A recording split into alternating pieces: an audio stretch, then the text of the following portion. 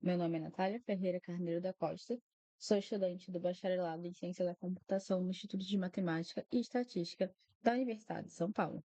Neste vídeo, apresentarei as atividades realizadas na disciplina MAC 0215, a atividade curricular em pesquisa, no primeiro semestre de 2026. O trabalho foi desenvolvido no CEPID Neuromate, sob orientação da professora doutora Kelly Rosa Bargueto, e está inserido no projeto Evolução da Funcionalidade em Pessoas com Doença de Parkinson, coordenado pela professora doutora Maria Elisa Pimentel Piemonte. O título do trabalho é Estruturação de bases de dados e análise preditiva em funcionalidade em pacientes com doença de Parkinson. A doença de Parkinson é uma condição neurológica progressiva que pode provocar alterações motoras e não motoras, perda de funcionalidade e redução da qualidade de vida. Para acompanhar a evolução dos pacientes, o projeto realiza avaliações longitudinais. Isso significa que a mesma pessoa é avaliada em diferentes momentos, permitindo observar mudanças em sua condição ao longo do tempo. Nessas avaliações são utilizados diferentes questionários e instrumentos clínicos. Entre eles estão o WUDAS 2.0, o OCO Breath, o BDI, o TEMOCA, o MDS, o PDRS, o PDQ-39 e a escala de severidade da fadiga, também conhecida como FSS. Um dos instrumentos de maior interesse para o projeto é o WUDAS 2.0, desenvolvido pela Organização Mundial de Saúde, OMS. Ele avalia a funcionalidade da pessoa em áreas como cognição, mobilidade, autocuidado, relações interpessoais, atividades da vida diária e participação social. O uso de vários instrumentos gera uma quantidade significativa de informações. Para que esses dados possam ser utilizados em análises científicas, eles precisam estar bem organizados, padronizados e associados corretamente a cada paciente a cada momento da avaliação. Antes desse trabalho, parte das informações estava armazenada em planilhas e documentos com estruturas diferentes, o que dificultava a integração e a futura análise dos dados.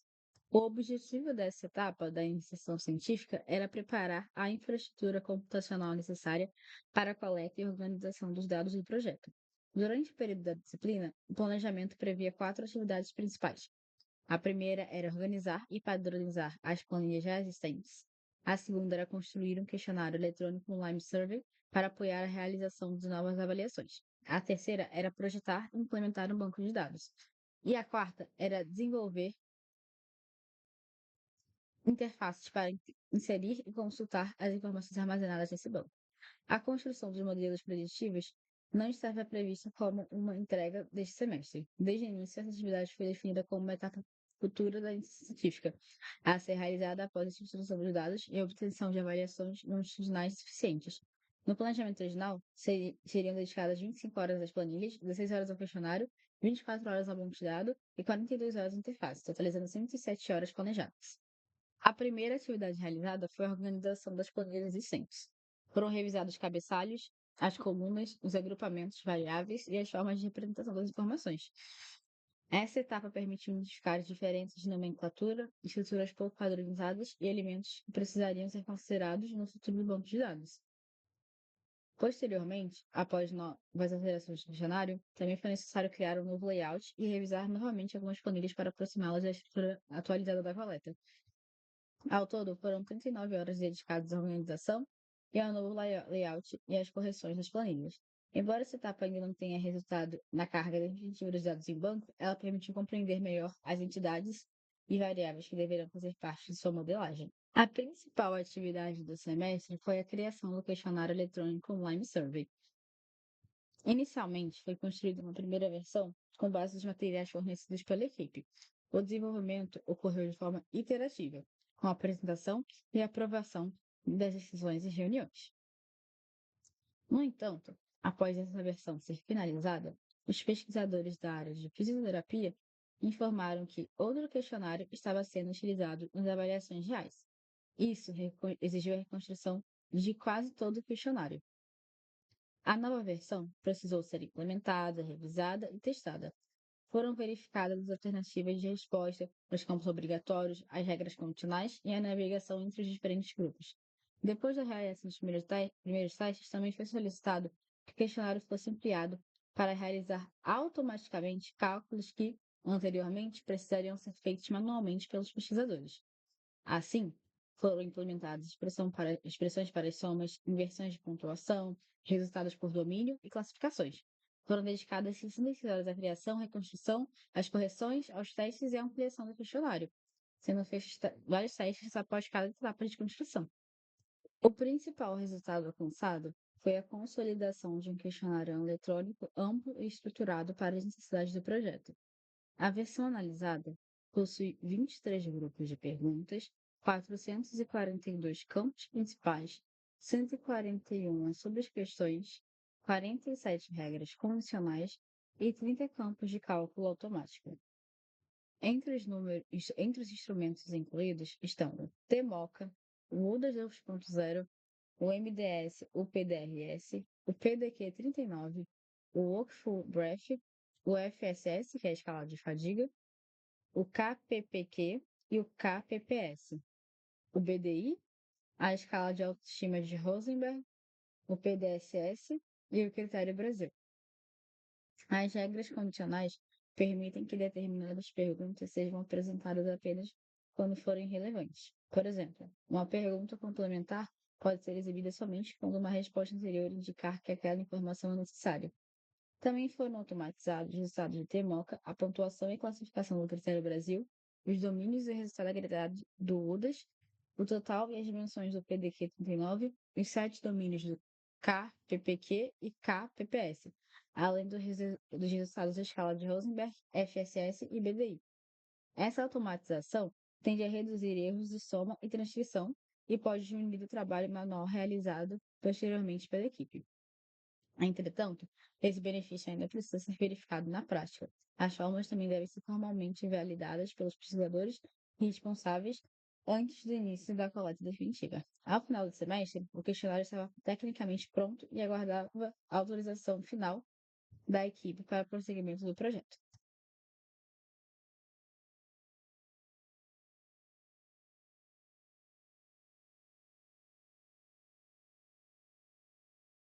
Ao longo do semestre, foram realizadas 105 horas de atividades técnicas.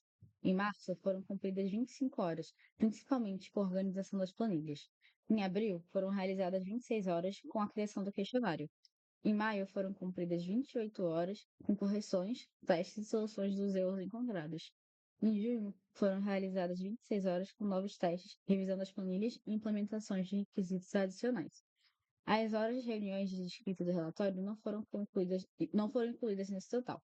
Portanto, foi cumprida a exigência mínima de 100 horas exigida pela disciplina. A execução do projeto foi diferente do planejamento inicial. Embora estivessem previstas 24 horas para o banco de dados e 42 horas para a sua interface, essas etapas não foram iniciadas durante o semestre. O principal motivo foi a substituição do instrumento, depois que uma primeira versão já havia sido construída, e além disso foram solicitadas muitas novas funcionalidades, principalmente a automatização das pontuações. Imprevistos e alterações de requisitos são comuns em projetos de pesquisa, especialmente em trabalhos interdisciplinares. Nesse tipo de projeto, as decisões dependem da colaboração entre profissionais de diferentes áreas, como computação, fisioterapia e medicina. Nem sempre todas as necessidades são conhecidas no início, e documentos diferentes podem conter versões distintas de um mesmo instrumento.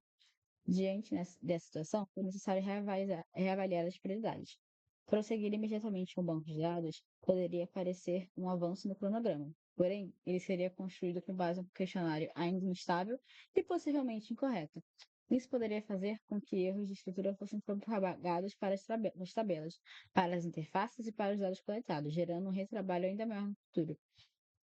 Por isso, foi tomada a decisão de priorizar a estabilização do instrumento de coleta. Essa decisão reduziu o número de etapas concluídas em relação ao planejamento inicial, mas produziu uma base mais segura para o desenvolvimento futuro do projeto.